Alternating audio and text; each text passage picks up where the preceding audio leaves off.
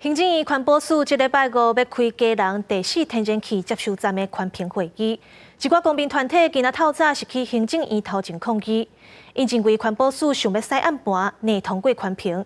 公民团体是希望基隆市长谢国良甲立委蔡适应会当为在地发声。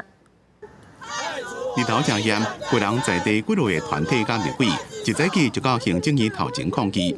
因为基隆的协和电厂经营改建细则案，将会伫7月初7办第5次初审会议，并且有条件开放旁听。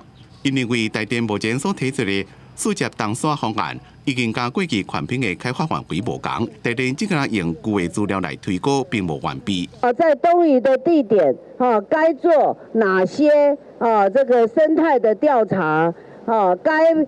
还没有做的，该补做的，也在2次协调会里面有讨论，然后也确定了。守护外婆山行动小组正悲观的认为，初7的全五审结果应该就会是赶伫咧7月底环评委员退位进程强过。环保署若是护航，想要独立国营企业，公民团体将无排除去反映过。就如我们。